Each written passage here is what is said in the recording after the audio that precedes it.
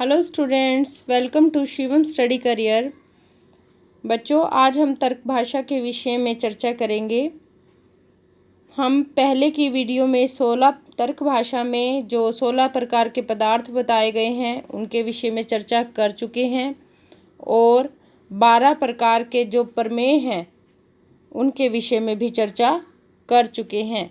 आज हम उन 12 प्रकार के प्रमेयों में जो चौथा प्रमेय है अर्थ, उसके विषय में चर्चा करेंगे। तर्क भाषा में 12 प्रकार के प्रमेय बताए गए हैं, उनमें चौथा प्रमेय है अर्थ नाम का प्रमेय। अर्थ नामक प्रमेय के अंतर्गत 6 पदार्थ ग्रहित हैं। कौन कौन से? द्रव्य, गुण, कर्म, सामान्य, विशेष और समवाय। इन द्रव्य आदि 6 पदार्थों से भिन्न जो 7वां पदार्थ है वह अभाव नाम का 7वां पदार्थ है। बच्चों, हमने तर्क संग्रह में 7 प्रकार के पदार्थ पढ़े थे। जैसा कि आपने वीडियो देखी होगी तो आपको पता होगा तर्क संग्रह में 7 प्रकार के पदार्थ बताए गए हैं। लेकिन तर्क भाषा में 16 प्रकार के पदार्थों का वर्णन है और 12 प्रकार के प्रमेयों का वर्णन है। ठीक है, 16 प्रकार के पदार्थों का वर्णन है। उसमें जो प्रमेय नाम का पदार्थ है, दूसरे नंबर का पदार्थ, उस प्रमेय नामक दूसरे पदार्थ के अंतर्गत 12 प्रकार के प्रमेय आते हैं। उन 12 प्रकार के प्रमेयों में चौथा प्रमेय है अर्थ। उस अर्थ नामक प्रमेय के अंतर्गत जो 7 पदार्थ थे तर्क संग्रह, उसके 6 पदार्थ ग्रहित हैं। कौन से? द्रव्य, गुण, कर्म, सामान्य, विशेष और समवाय। इन द्रव्य आदि 6 पदार्थों से भिन्न जो तर्क संग्रह में अभाव नाम का पदार्थ बताया गया था 7वां पदार्थ, वह इसमें अभाव नाम का 7वां पदार्थ है। तो इसमें तर्क भाषा में इन 7 पदार्थों के विषय में इस प्रकार कहा गया है। विधि मुख प्रमाण गम्य पदार्थ षड्भाव पदार्थ था। निषेध मुख प्रमाण गम्य पदार्थ केवल एक ही है, वह है अभाव नाम का पदार्थ। इस अभाव नाम के पदार्थ को पुनः 2 भागों में विभाजित किया गया है, संसर्गाभाव और अन्योन्याभाव। अब संसर्गाभाव को पुनः 3 भागों में विभाजित किया गया है, प्रागभाव, प्रध्वंसाभाव और अत्यंताभाव। प्रागभाव, प्रध्वंसाभाव और अत्यंताभाव। बच्चों, अब हम पहले प्रागभाव के विषय में पढ़ते हैं कि जो संसर्गाभाव, जैसे कि मैंने अभी आपको बताया, अभाव को 2 भागों में विभाजित किया गया है, संसर्गाभाव और अन्योन्याभाव। जो संसर्गाभाव है उसके पुनः 3 प्रकार के भेद किए गए हैं, प्रागभाव, प्रध्वंसाभाव और अत्यंताभाव। इनमें प्रागभाव का लक्षण इस प्रकार दिया गया है, उत्पत्ते प्राक् कारणे कार्यस्य भावः प्राग भावः, अर्थात कार्य की उत्पत्ति से पूर्व उसका अपने कारण में जो अभाव रहता है उस अभाव को प्रागभाव कहते हैं। जैसे उदाहरण, तंतुषु पटाभाव है स चानादिरुत्पत्तेर भावात्, अर्थात पट रूप कार्य की उत्पत्ति होने से पूर्व अपने कारण अर्थात तंतुओं में रहने वाला पट रूप कार्य का अभाव, वह प्रागभाव अनादि होता है क्योंकि उसकी उत्पत्ति नहीं होती। इसका उदाहरण क्या दिया गया है बच्चों? प्रागभाव का उदाहरण दिया गया है, तंतुषु पटाभाव है स चानादिरुत्पत्तेर भावात्, अर्थात पट रूप कार्य की उत्पत्ति होने से पूर्व अपने कारण तंतुओं में रहने वाला पट रूप कार्य का अभाव, वह जो प्रागभाव है अनादि होता है और उसकी उत्पत्ति नहीं होती है। अब हम प्रध्वंसाभाव का लक्षण पढ़ते हैं, जो कि संसर्गाभाव का दूसरा भेद है। इसका लक्षण करते हुए कहा गया है कि उत्पन्नस्य कारणे अभावः प्रध्वंसाभावः, अर्थात उत्पन्न हुए कार्य का जो उसके कारण में अभाव होता है उसे प्रध्वंसा भाव कहते हैं। उदाहरणतः भग्ने घटे कपाल मालायाम घटा भावः। जैसे भग्ने मीन्स घड़े के टूट जाने पर उसके कपालों में रहने वाला घटा भाव। प्रध्वंस का अर्थ है विनाश। जैसे भग्ने घटे घड़े के टूट जाने पर कपाल मालायाम घटा भाव है, कपालों में रहने वाला घटा अभाव ही प्रध्वंसा भाव का उदाहरण है। इसी प्रकार संसर्गाभाव का जो तीसरा भेद है अत्यंताभाव, उसका लक्षण करते हुए कहा गया है कि त्रैकालिको अभावो अत्यंताभावः, अर्थात तीनों कालों में रहने वाला जो अभाव है उसे अत्यंताभाव कहते हैं। उदाहरण वायो रूपा भावः, जैसे वायु में रूप का अभाव है। जैसे वायु में रूप का अभाव है। बच्चों, अभाव के दो प्रकार के भेद बताए गए थे, संसर्गाभाव और अन्योन्याभाव। इसमें हम संसर्गाभाव के भी 3 प्रकार के भेद प्रागभाव, प्रध्वंसाभाव और अत्यंताभाव के विषय में पढ़ चुके हैं। अब हम अभाव के दूसरे भेद अन्योन्याभाव पर चर्चा करते हैं। अन्योन्याभाव का लक्षण इस प्रकार किया गया है। अन्योन्याभावस्तु तादात्म्य प्रतियोगिता को अभावः, अर्थात तादात्म्य का जो विरोधी अभाव होता है, प्रतियोगी यानी कि जो विरोधी अभाव होता है उसे अन्योन्याभाव कहते हैं। तादात्म्य का जो विरोधी अभाव होता है उसे अन्योन्याभाव कहते हैं। यहाँ पर तादात्म्य का अर्थ है तद्रूपता, एक रूपता अर्थात अभेद। एक रूपता का अर्थ क्या हो गया यहाँ पर? अभेद। तादात्म्य का यहाँ पर 2 प्रकार से अर्थ किया गया है। तादात्म्य का अर्थ है तद्रूपता और एक रूपता। एक रूपता अर्थात अभेद। 2 वस्तुओं के तादात्म्य का अभाव ही, तादात्म्य अर्थात एक रूपता का अभाव ही अन्योन्या भाव है। 2 वस्तुओं के तादात्म्य का अभाव ही अन्योन्या भाव है। उदाहरणतः घटः घटः न भवति, घटः घटो न भवति ही इसका उदाहरण है। बच्चों, अब हम यहाँ पर अभाव नाम के जो 7वां पदार्थ है उस पर चर्चा कर चुके हैं। हालांकि 12 प्रकार के प्रमेयों में जो अर्थ नाम का प्रमेय है उसके अंतर्गत 6 प्रकार के पदार्थ ग्रहित हैं। अब हम उन 6 प्रकार के भाव पदार्थों के विषय में चर्चा करेंगे। बच्चों, जैसा कि हमने अभी पढ़ा कि अर्थ नामक प्रमेय के अंतर्गत 6 प्रकार के भाव पदार्थ आते हैं। द्रव्य, गुण, कर्म, सामान्य और विशेष। द्रव्य, गुण, कर्म, सामान्य, विशेष और समवाय। ठीक है, ये 6 भाव पदार्थ आते हैं। और जो निषेध मुख प्रमाणगम्य पदार्थ अभाव नाम का 7वां पदार्थ है उसके विषय में हम अभी चर्चा कर चुके हैं। अब हम इन 6 भाव पदार्थों के विषय में चर्चा करेंगे। पहला जो पदार्थ है वह है द्रव्य। द्रव्य का लक्षण करते हुए कहा गया है कि समवायी कारणम द्रव्यम गुणाश्रयो वा, अर्थात जो किसी कार्य का समवायी कारण बनता हो उसे ही हम द्रव्य कहते हैं। अथवा जो गुण का आश्रय हो उसे हम द्रव्य कहते हैं। द्रव्य संख्या में 9 होते हैं। इन द्रव्यों को 2 प्रकार से विभाजित किया जा सकता है। कार्य द्रव्य, उन 9 द्रव्यों को 2 प्रकार से विभाजित किया जा सकता है, कार्य द्रव्य और नित्य द्रव्य। कार्य द्रव्य के अंतर्गत पृथ्वी, जल, तेज और वायु नाम के 4 द्रव्य आते हैं और नित्य द्रव्य के अंतर्गत 5 द्रव्य आकाश, काल, दिक्, आत्मा और मन आते हैं।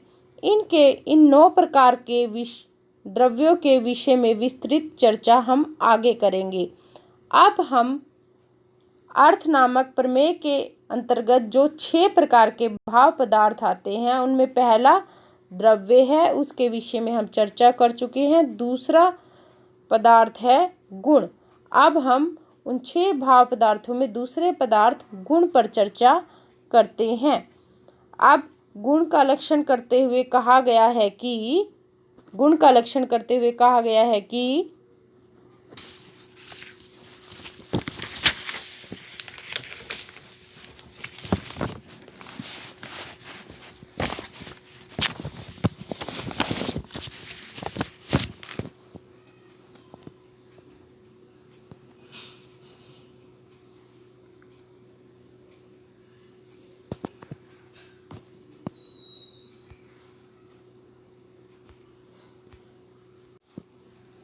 सामान्यवान असमवायी कारणम स्पंदात्मा गुणः, जो सामान्यवान होता हुआ समवायी कारण से भिन्न तथा कर्म से भिन्न असमवायी कारण हो उसे हम गुण कहते हैं और वह गुण हमेशा द्रव्य के आश्रित ही रहता है। गुणों की संख्या 24 होती है। कौन कौन सी? गुणों की संख्या 24 होती है और ये 24 प्रकार के गुण इस प्रकार: रूप, रस, गंध, स्पर्श, संख्या, परिमाण, पृथक, संयोग, विभाग, परतव, अपरतव, गुरुत्व, द्रवत्व, स्नेह, शब्द, बुद्धि, सुख, दुख, इच्छा, द्वेष, प्रयत्न, धर्म, अधर्म और संस्कार। इसको बच्चों इस तरह से याद रख लो, 4-4 में विभाजित करके: रूप, रस, गंध, स्पर्श, संख्या, परिमाण, पृथक, संयोग, विभाग, परतव, अपरतव, गुरुत्व, द्रवत्व, स्नेह, शब्द, बुद्धि, सुख, दुख, इच्छा, द्वेष, प्रयत्न, धर्म, अधर्म और संस्कार। अब हम इन 24 प्रकार के गुणों के विषय में विस्तृत चर्चा और 9 प्रकार के द्रव्यों के विषय में विस्तृत चर्चा आगे करेंगे। अब हम तीसरा 12 प्रकार के जो प्रमेय में चौथा प्रमेय है अर्थ नाम का प्रमेय, उस अर्थ नामक प्रमेय के अंतर्गत जो 6 भाव पदार्थ स्वीकार किए गए हैं, 6 प्रकार के पदार्थ आते हैं, उसमें तीसरे पदार्थ कर्म के विषय में चर्चा करेंगे। कर्म के विषय में कहा गया है कि चलनात्मक कर्म अर्थात चलनात्मक क्रियावान कर्म होता है, वह क्रिया गुण के समान द्रव्यों में ही रहती है और वह कर्म 5 प्रकार का होता है। उत्क्षेपण अर्थात ऊर्ध्व गति, अपक्षेपण अर्थात अधोगमन यानी कि नीचे की ओर आना, आकुंचन अर्थात सिकुड़ना, प्रसारण अर्थात फैलना, गमन अर्थात भ्रमण, रेचन और स्पंदन आदि क्रियाएं। ठीक है बच्चों, कर्म 5 प्रकार का होता है। कौन कौन सा? उत्क्षेपण, अपक्षेपण, आकुंचन, प्रसारण और गमन। इस प्रकार अब हम चौथे पदार्थ सामान्य के विषय में चर्चा करते हैं। सामान्य के विषय में तर्क भाषा में कहा गया है कि अनुवृत्ति प्रत्यय हेतु सामान्यम अर्थात अनुवृत्ति अर्थात सानाकारक प्रतीति या फिर अनुगत प्रतीति के कारण जो सामान्य जाति के कारण को सामान्य जाति कहते हैं। अर्थात बच्चों अनुवृत्ति प्रत्यय हेतु सामान्यम, इसका अर्थ है अनुवृत्ति अर्थात सानाकारक प्रतीति और अनुगत प्रतीति के कारण को ही हम सामान्य या फिर जाति कहते हैं। वह जाति अर्थात सामान्य किन किन चीज़ों में रहती है? द्रव्य, गुण और कर्म में। द्रव्य, गुण और कर्म में कौन रहता है? सामान्य रहता है।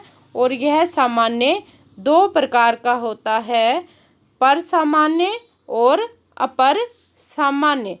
पर सामान्य को ही हम सत्ता कहते हैं। पर सामान्य को ही हम सत्ता कहते हैं, क्योंकि इसका क्षेत्र और विषय अधिक रहता है। अर्थात यह जो पर सामान्य है वह व्यापक भी कहलाते हैं। द्रव्य, गुण, कर्म तीनों में रहने वाला जो वृत्ति है वह पर सामान्य है। उसी को ही हम पर सत्ता या सत्ता भी कहते हैं। पर सत्ता या सत्ता किसको कहा जाता है? पर सामान्य को। अपर सामान्य द्रव्यत्व, गुणत्व, कर्मत्व आदि है, क्योंकि इसका क्षेत्र या विषय अल्प होता है, थोड़ा होता है, और वह अपर सामान्य व्यावृत्ति भेद का हेतु होने से सामान्य होते हुए भी विशेष रहता है।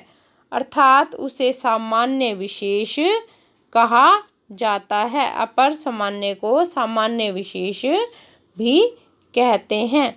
अब हम जो अर्थ नामक प्रमेय के अंतर्गत 6 प्रकार के भाव पदार्थ बताए गए हैं, उसमें 5वें पदार्थ विशेष के विषय में चर्चा करेंगे। विशेष के विषय में हम यहाँ पर चर्चा। विशेष के विषय में कहा गया है कि विशेषो नित्यो नित्य द्रव्य वृत्ति ही। अर्थात विशेष पदार्थ नित्य है और नित्य द्रव्य परमाणु आदि में ही रहता है। वह केवल व्यावृत्ति बुद्धि का हेतु है। यह जो विशेष है केवल व्यावृत्ति बुद्धि का ही हेतु है।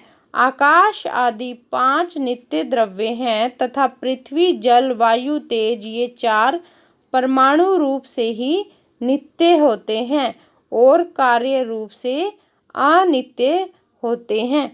बच्चों, हम अब छठे भाव पदार्थ जो कि अर्थ नामक प्रमेय के अंतर्गत 6 भाव पदार्थ आते हैं, उनमें छठे पदार्थ समवाय के विषय में चर्चा करेंगे। समवाय का लक्षण करते हुए कहा गया है, अयुत सिद्ध्यो संबंध है समवाय। अयुत सिद्ध्यो संबंध है समवाय। अर्थात अयुत सिद्ध पदार्थों का समवाय संबंध होता है और ये अयुत सिद्ध 5 प्रकार के होते हैं। नंबर 1 अवयव और अवयवी। अवयव हो गया इसमें हाथ और अवयवी हो गया हमारा शरीर। दूसरा अयुत सिद्ध है गुण और गुणी। गुण हो गया 24 प्रकार के गुण बताए गए हैं ना। गुण हो गया हमारा पृथ्वी और गुणी हो गई गंध। ठीक है। और तीसरा अयुत सिद्ध है क्रिया और क्रियावान। क्रिया में कोई भी क्रिया ले लो, जैसे कि पढ़ाना एक क्रिया है और जो क्रिया करने वाला होता है वह क्रियावान होता है, यानी कि पढ़ाने वाला जो अध्यापक है वह यहाँ पर क्रियावान हो गया। और 5वां अयुत सिद्ध है जाति व्यक्ति। जाति हो गई मनुष्य, व्यक्ति हो गया मनुष्य तव। और 5वां अयुत सिद्ध है विशेष और नित्य द्रव्य। 5वां अयुत सिद्ध कौन सा है? विशेष और नित्य द्रव्य। बच्चों, जो अर्थ नामक प्रमेय के अंतर्गत 6 भाव पदार्थ आते हैं, उनमें पहला पदार्थ है द्रव्य। आज हम इन 9 प्रकार के द्रव्यों के विषय में यहाँ चर्चा करेंगे। द्रव्य का लक्षण करते हुए, जैसे कि पहले भी बताया है, कहा गया है समवायी कारणम द्रव्यम गुणाश्रयो वा। अर्थात जो किसी कार्य का समवायी कारण बनता है उसे ही हम द्रव्य कहते हैं, अथवा जो गुणों का आश्रय हो उसे हम द्रव्य कहते हैं। द्रव्य संख्या में 9 होते हैं। द्रव्य को 2 प्रकार से विभाजित किया जा सकता है, कार्य द्रव्य और नित्य द्रव्य। कार्य द्रव्य के अंतर्गत पृथ्वी, जल, तेज, वायु ये 4 प्रकार के द्रव्य आते हैं और नित्य द्रव्य के अंतर्गत आकाश, काल, दिक्, आत्मा और मन, ये 5 प्रकार के द्रव्य आते हैं।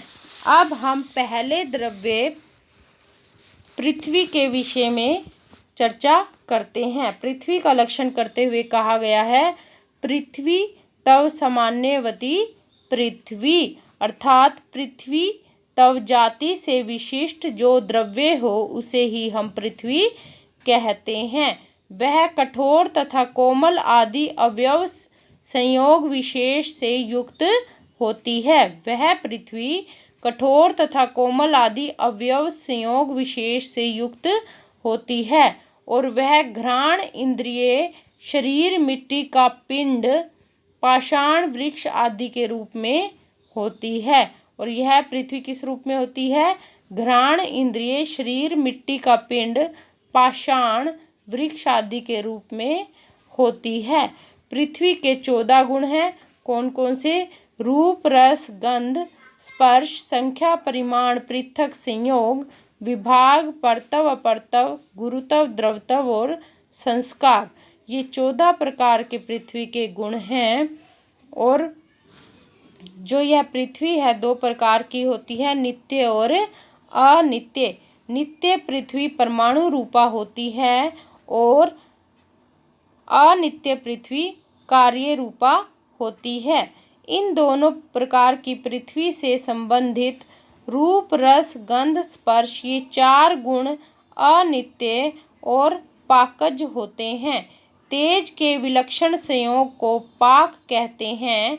इस तेज संयोग रूप पाक से पार्थिव, घट आदि रूप पृथ्वी में पूर्व रहने वाले रूप, रस, गंध और स्पर्श का नाश होकर उनके स्थान पर नवीन रूप, रस, गंध, स्पर्श आदि उत्पन्न हो जाते हैं।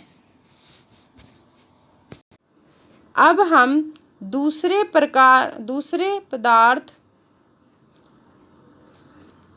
द्रव्य जल पर चर्चा करते हैं। दूसरे द्रव्य जल पर चर्चा करते हैं। जल के विषय में लक्षण करते हुए कहा गया है, अपतव सामान्य युक्ता आपः।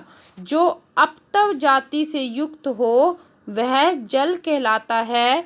उसके अनेक रूप होते हैं, जैसे रसनेन्द्रिय, जलीय शरीर, नदी, समुद्र, बर्फ, ओला या फिर करक आदि।